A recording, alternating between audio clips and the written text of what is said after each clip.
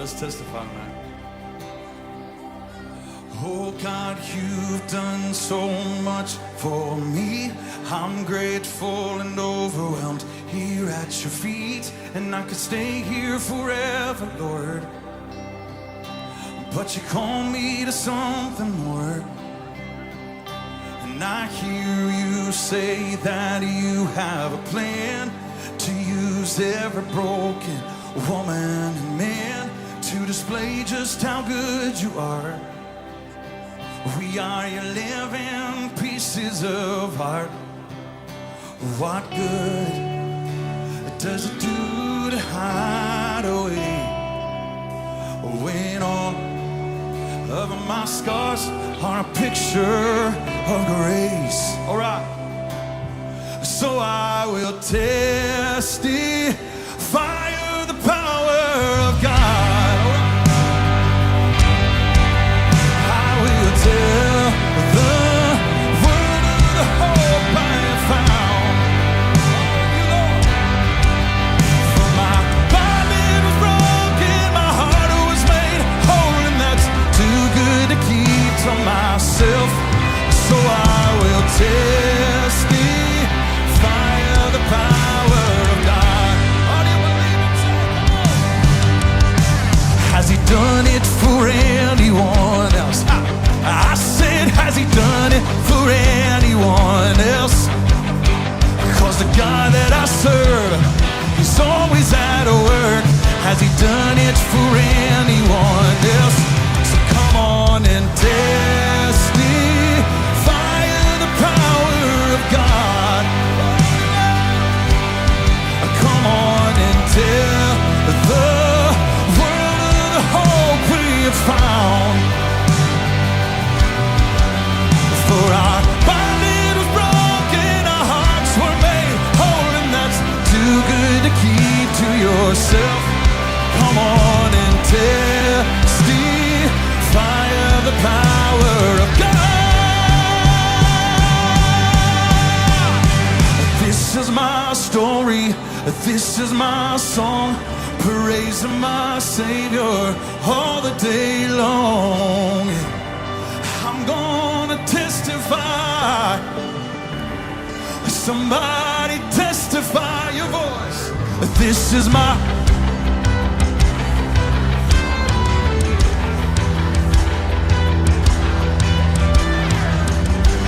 So I'm gonna testify.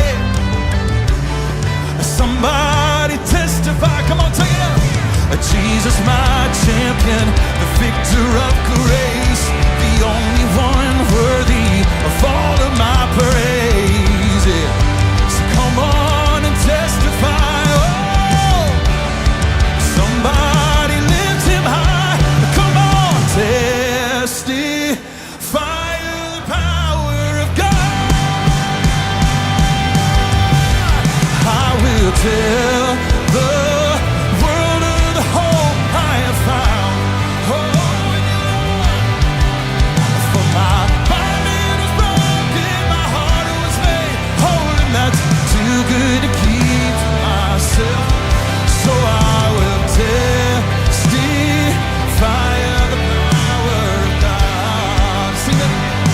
Oh, my body was broken, my heart was made whole, and that's too good to keep to myself.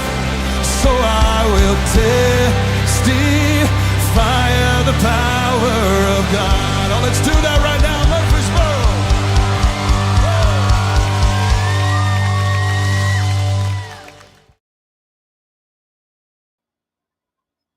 And good morning, everybody. Did I put part 188? Thank you, Sign Book Collector, for pointing out the errors of my ways. And so I'm tired, I'm exhausted. That for those of you that were here yesterday that heard about the plight of the insane heat in this room, it is still warmer than I'm comfortable with. It's like around 80 plus degrees in this room right now. However, the little window mounted air conditioner has at least kept it in the 80s as opposed to creeping up into the 90s. Although I haven't seen, now that the sun's out, if the temperature is going up. Let me check right now. Let's see. Yeah, it's gone up a couple of degrees in the last hour. So unfortunately, I am going to have to relocate everything closer to the window so that I can have the cool air blowing directly on me in order to make this tolerable. But that's not your problem. that's something that I just get to deal with. And the main AC up here just appears to be DOA. So I'm just gonna have to wait until I can afford to probably replace the unit on the side of the house, which that'll be after summer more than likely. Anyway, the so I apologize for my lack of focus yesterday. That I didn't get a church life stream in the morning, etc. And I will do everything I can to try and get things in order in the next few days. So thank you again for your understanding. Anyway, so today we are doing part 18, not part 188. And in fact, let me go to YouTube proper and see if I can fix that. Let's see, we'll go to YouTube Studio, create, go live. Yeah, it does say Acts part 188, doesn't it? And I don't know why it won't turn on monetization. That's annoying. I mean, not that, you know, the ad revenue is all that, but, it'd be nice if, there we go. So, it should, if you hit refresh, it should now say Acts part 18, not part, maybe not. It says, try refreshing. No, yeah, it says part 18 now. So let me know, guys. It should say part 18 for the stream now. HVAC unit's not cheap. Had to replace mine in December. Yeah. Well, the thing is, we have actually two HVAC units on this house. One that only does this upstairs bonus room area, and it's a much smaller unit. And then we have a larger, a 4-ton unit. And what the tonnage refers to, I'm not 100% sure, but it's a 4-ton unit that heats the primary part of the residence, which we had to replace earlier this year. And if it wasn't for our church, honestly, we would not have been able to replace it at all. Because that cost in excess of $8,000 to replace. And fortunately, our church put up the lion's share of that bill. But we still had to basically max out our credit card in order to pay our share, because we wanted to pay everything we could of that bill. What's going on with the mouse here?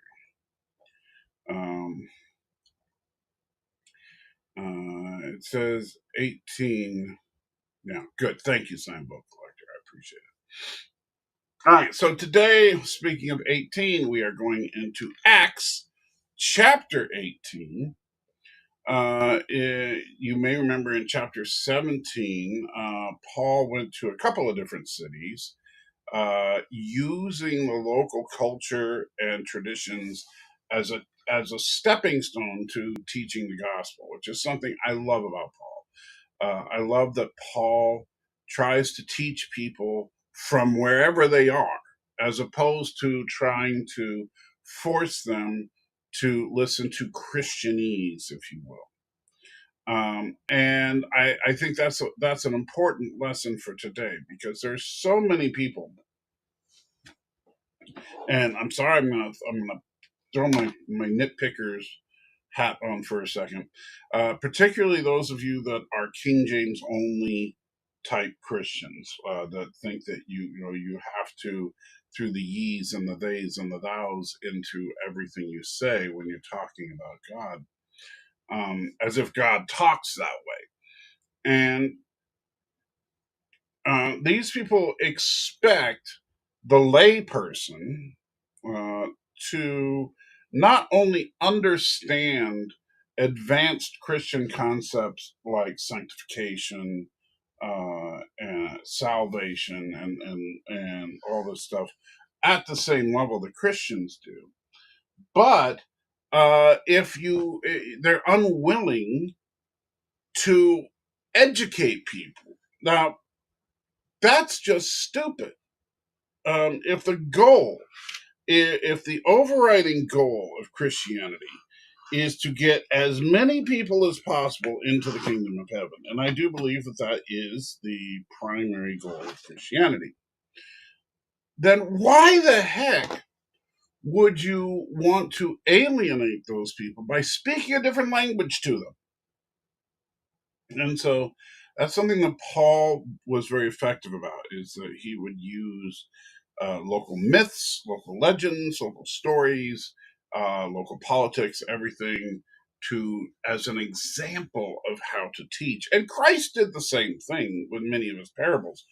There's a reason, and a lot of people don't get this, but there's a reason that Christ used so many agricultural examples, because he was speaking to people who were steeped in agriculture. And so they understood it.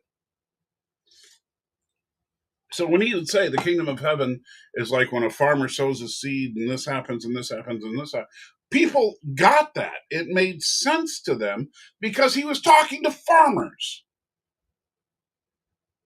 But then if he's talking to fishermen, he would say, the kingdom of heaven is like when you cast a net and blah, blah, blah, blah. And so the fishermen would get that. You speak to people in their language, and they will respond.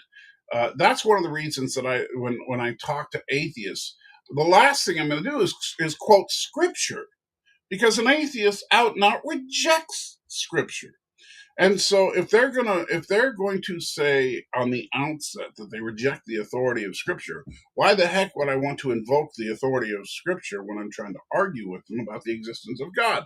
That makes no sense whatsoever. Instead, I want to engage them where they're comfortable at, which is, scientific concepts like cosmology and stuff like that. Um, that's where I'm going to talk to them. I'm not going to talk to them on the level of spirituality, because they reject the very notion.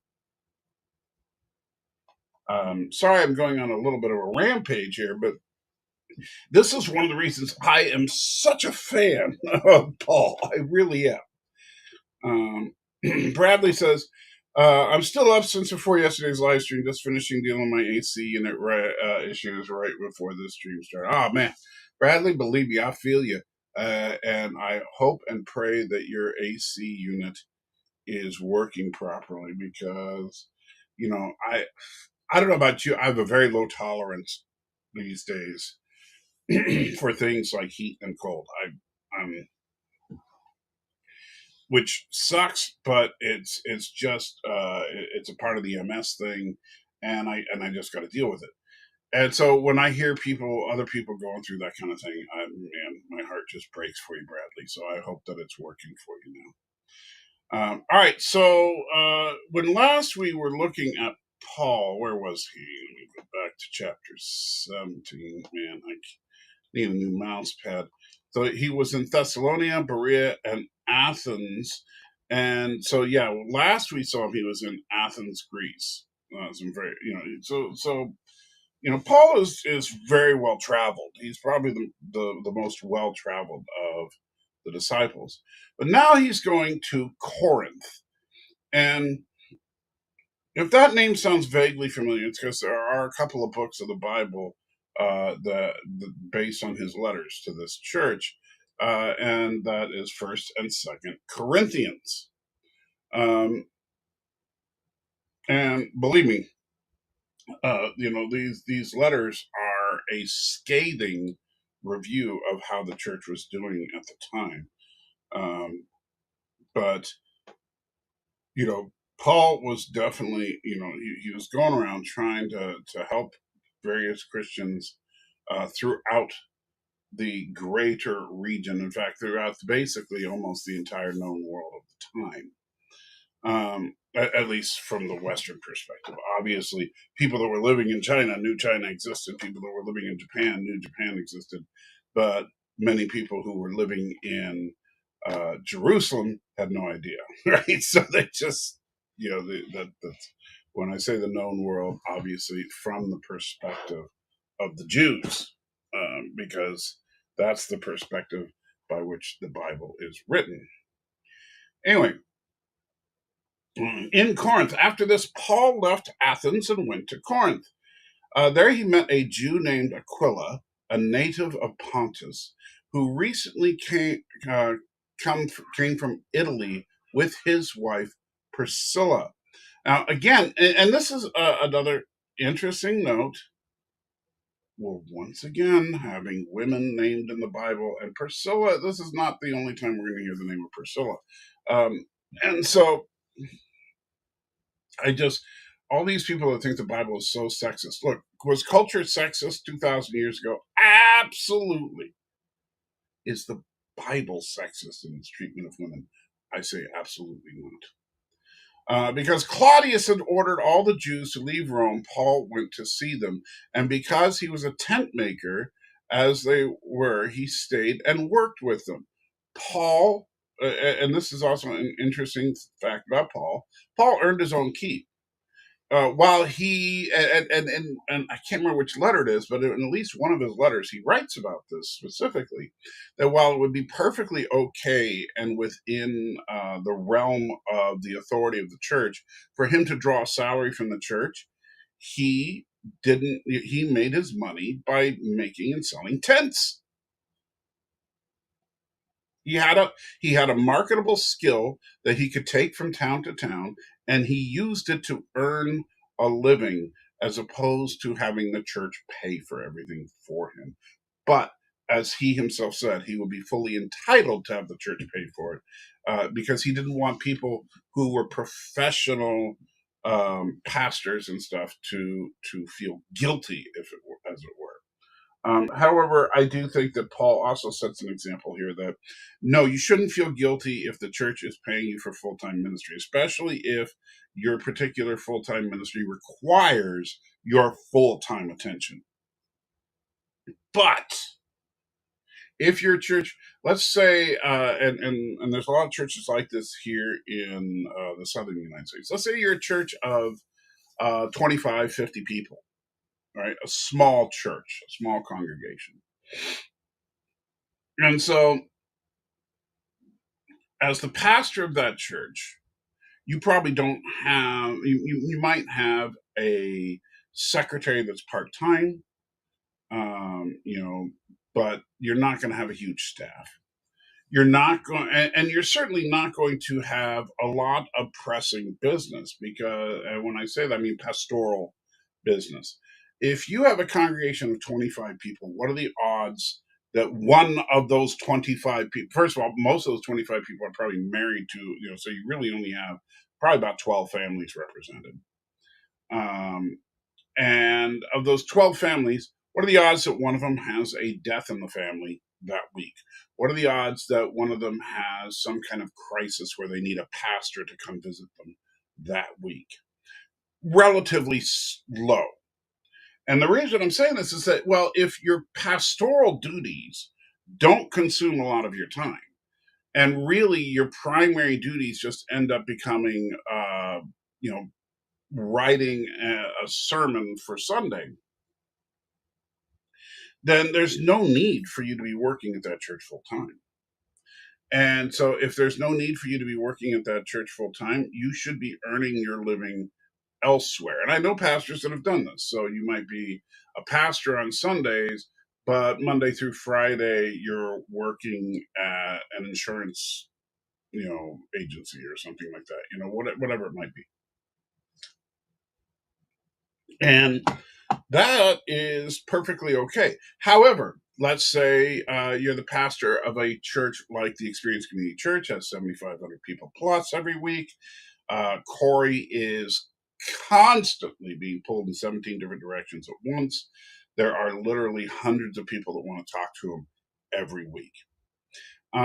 Someone like that, no, he does not have time to take up a profession in addition to his pastoral duties. And so in his case, it is completely acceptable, and I would say even required, that the church pay for his worldly needs. In other words, that he gets a salary from the church. But, and this is very important on the larger church scale, he absolutely should not be getting rich doing it. And Corey does not. Corey does not draw a large salary. This is one thing I'm very proud of him for. Corey draws a salary. The last I talked to him about his actual salary was a couple of years ago, but he doesn't get big raises. Last I talked to him, he was making like mid-40s, which is not a horrifically bad salary, but it's not a great salary for this area.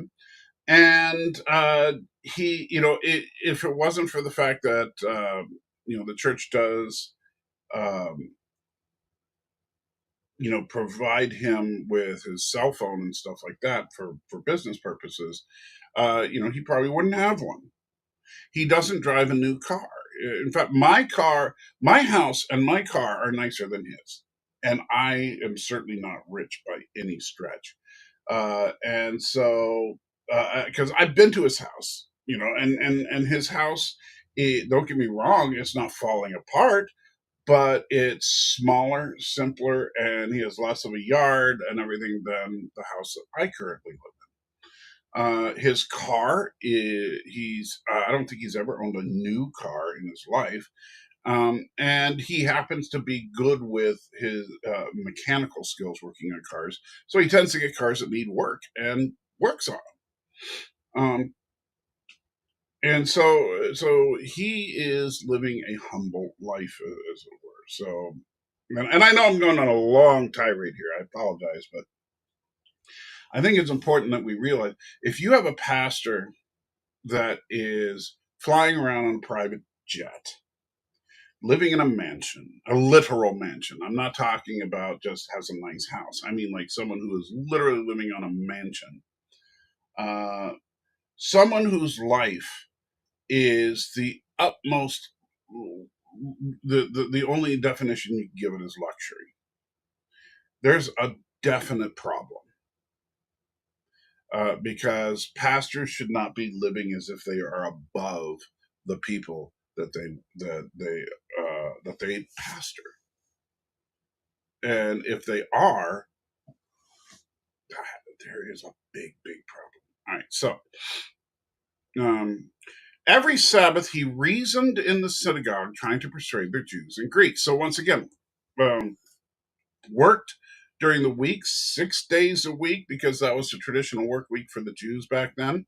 And on the Sabbath, the seventh day, he would go to the synagogue and reason, which is a nice way of saying argued, and trying to persuade both Jews and Greeks of the gospel.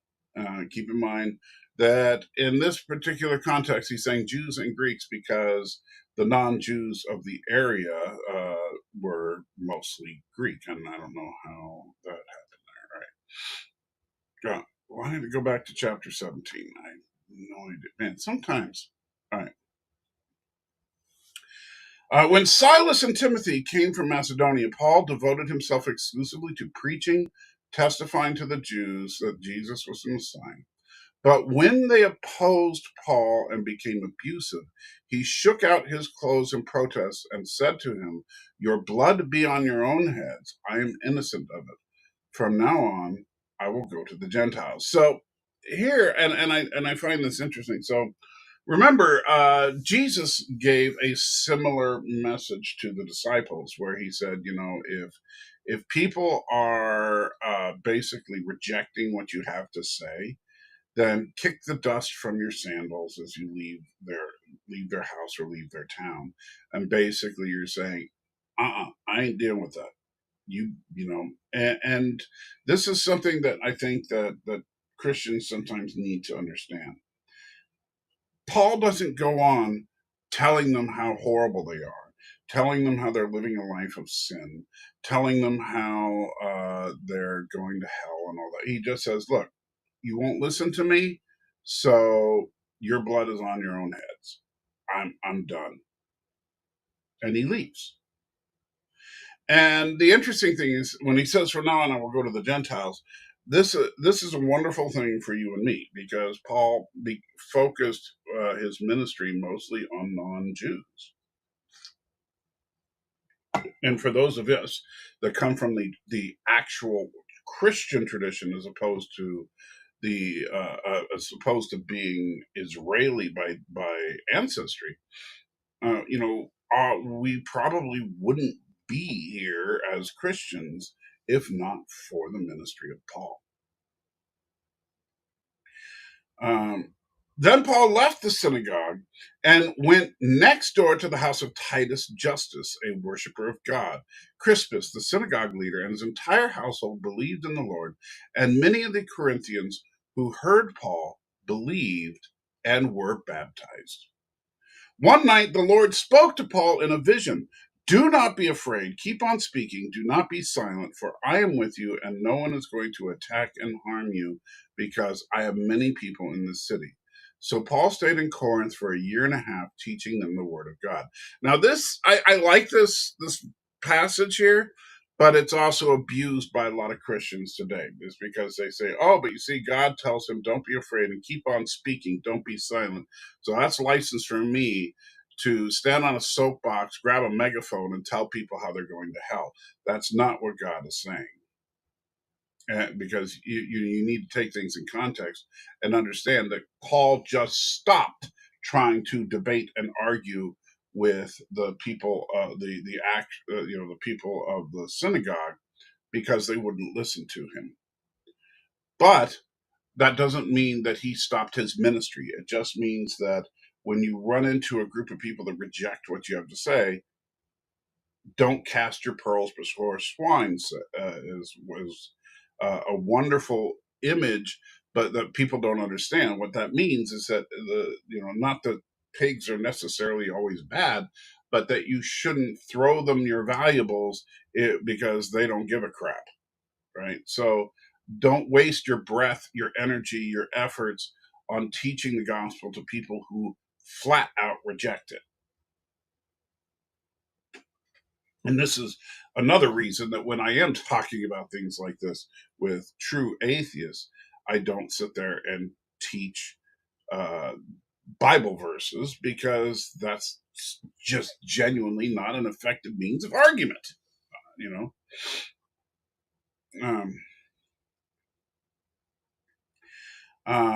While Gallio was a proconsul of Achaia, the Jews of Corinth made a united attack on Paul and brought him to the place of judgment.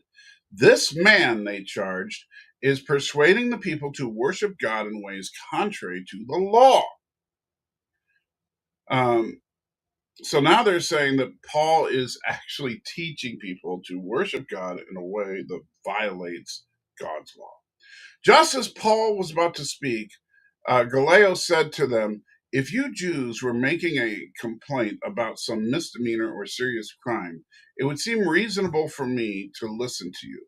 But since this involves questions about words and names and your own law, settle the matter yourselves. I will not be the judge of such things. So he drove them off.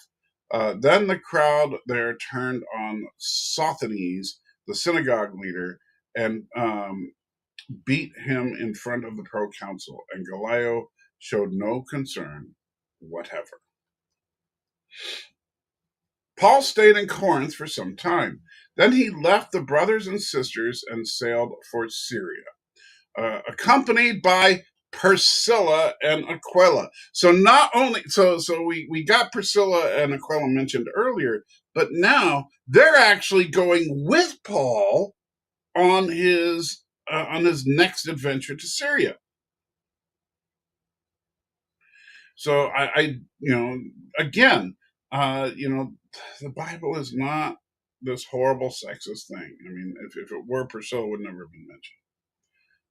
Or at the very least, it would have been, always as mentioned as somehow a subordinate of Aquila, her husband. Before he sailed, he had his hair cut off at Century because of a vow he had taken. They arrived at Ephesus, where Paul left Priscilla and Aquila. He himself went into the synagogue and reasoned with the Jews. When they asked him to spend more time with them, he declined. But as he left, he promised, I will come back if it is God's will. By the way, that is something we also need to remember. Uh, Everything we do, we should try to do within God's will. So if if we want to, build a church, if we want to, uh, you know, uh, do whatever we're doing, we should try to make sure that what we're doing is within God's will, and also only make promises that we will do something if it is God's will. Then he set sail for Ephesus. When he landed at, man, these names, uh, Charistia, he went to Jerusalem and he greeted the church and went down into Antioch. After spending some time in Antioch, Paul set out from there and traveled from place to place throughout the region of Galatia and Phrygia, strengthening all the disciples. Meanwhile, a Jew named Apollos, a native of Alexandria, came to Ephesus. He was a learned man with a thorough knowledge of the scriptures. He had been instructed in the way of the Lord, and he spoke with great fervor and taught about Jesus accurately, though he knew only the baptism of John. So here he's meeting this new guy, Apollos, who is basically a very well educated Christian. He began to speak boldly in the synagogue when Priscilla and Aquila heard him. They invited him to their home and explained to him the way of God more adequately. So since Apollos' understanding of God, like while he was well educated to a point, but only as far as what John the Baptist was teaching. And so Priscilla, once again, and her husband Aquila, and notice Priscilla keeps being mentioned first, which is so unusual for these kinds of writings. But Priscilla and Aquila educate him. So again, this is so people they misunderstand when Paul says that a woman shouldn't have authority over men. They think that means a woman can never teach a man anything. Well, if that were true, then Priscilla wouldn't even be here. It just means that there is a place of authority and hierarchy within the church. And while some people may not like it because it doesn't, it's not politically correct, the head of the church needs to be a man. And I'm sorry to those of you that disagree with that, but I didn't write the Bible. Let's see. When Apollos wanted to go to Archaea, the brothers and sisters encouraged him and wrote to the disciples to welcome him. When he arrived, he was a great help to those who by grace had believed, for he vigorously refuted his Jewish opponents in public debate, proving from the scriptures that Jesus was the Messiah. And again, this is something, look, I'm not going to lie. We are afraid of confrontation in the modern world. A lot of people, and I'm not going to lie, a lot of people don't like me because I'm confrontational, because I argue, because I hold strong to my personal beliefs, and I try to offer a strong support for those beliefs. And some people just they think that that makes me a jerk. Well, guess what? The way to truth is through debate. The way to truth is through argumentation. Unfortunately, it's a lost art in modern society, and instead we just want to all get along and hug and sing kumbaya. But if we all get along and hug and sing kumbaya, guess what? We're never going to ferret out the truth because we don't care. We don't care about truth. We care about comfort, and that's not good, people. That is not good. All right, so to the chat we go. Let me see if I can figure out where I'm supposed to be. Let's see. Song, good Monday. So Trustin said good Monday. How you Trustin? Signed book collector. Yeah, HVC, that's not cheap. Bradley says, I'm still up from yesterday. Okay, yes, I read that. Thomas Potts in the house. Good to see you, Mr. Potts. Great time of the year for AC going out. Yeah, absolutely, because we're having a huge heat wave here in Middle Tennessee. And I know that not just Middle Tennessee, but that's where I'm at. So I'm biased because I'll talk about what I know. Bradley says, working like new again. I may or may not have thought about harming the repair guy when he gave me the bill. I don't doubt it. Oh, I don't even want to know what your bill was, Bradley. And I wish I was a rich man. I would pay it myself. Thomas says Paul had diamond status on Delta. You know what? If there was such a thing as Delta Airlines back then, he absolutely would.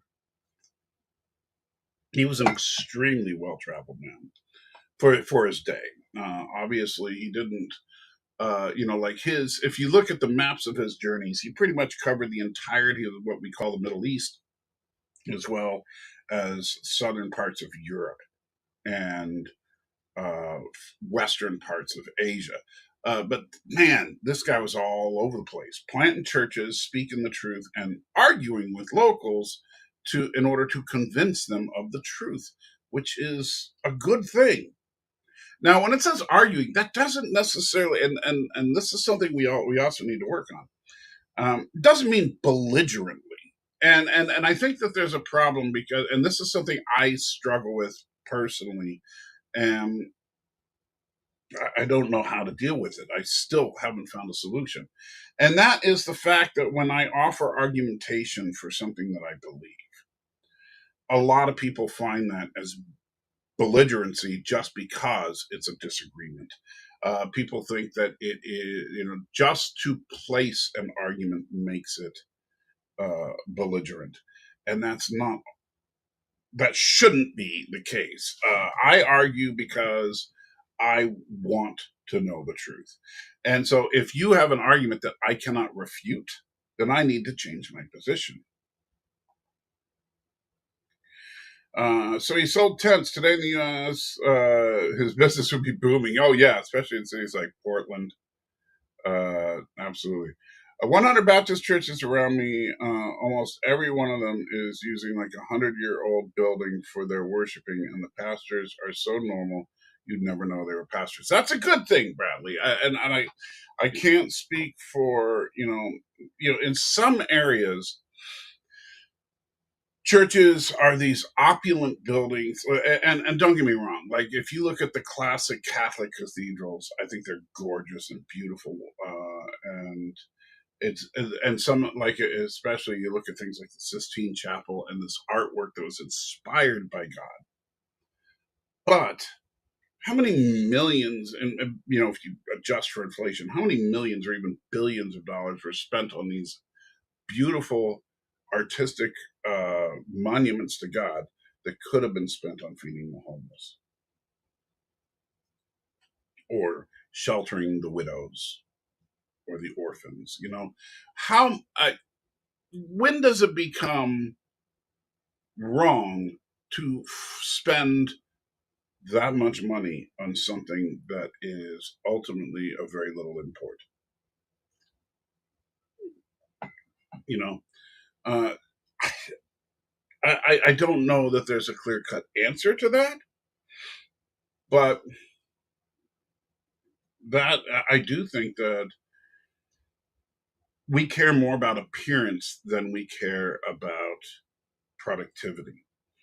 To many of us, we would rather go to a church that is beautiful, looking at a pastor who is, attractive and charismatic, and listen to music that we can really get our groove on with. We'd rather do that than actually feed the homeless or dig wells in Africa or take care of the widows and orphans or the disabled or whatever good work you can think of that the church ought to be having their hand in. And I think a big problem with our society as a whole today is the simple fact that what we do is we look to the government and say that the government should be providing all these things. The government should be taking care of the orphans and the widows, and the government should be taking care of the homeless, and the government should be and the problem is that that's why our governments are broke. That's why they're running in debt to a point that is not only obscene, it is, in my opinion, at this point, uh, you know, unfixable. The debt will, in fact, destroy this country. And so because we want the government to step in and do all these things, but the government, doesn't have the money to do it.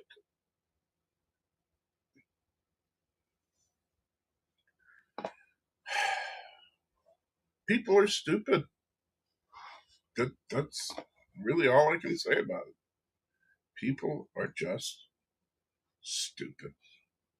Anyway, anything else before I wrap things up?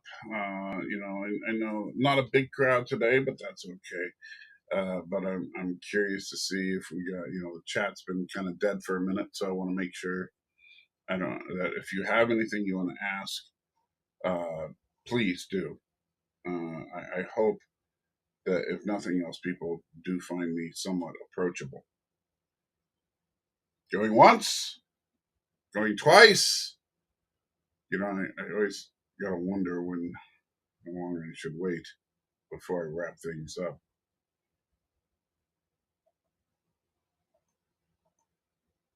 All right. Well, I guess we'll call it a day then. In that case, I hope that you guys have a wonderful day.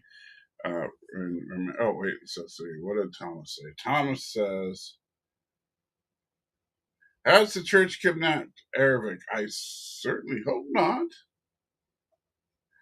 Captain Jowler is in the house. Says, hey, Salty, can I have a prayer for a friend? She has medical issues. Absolutely. I will put you on my official prayer list, my friend.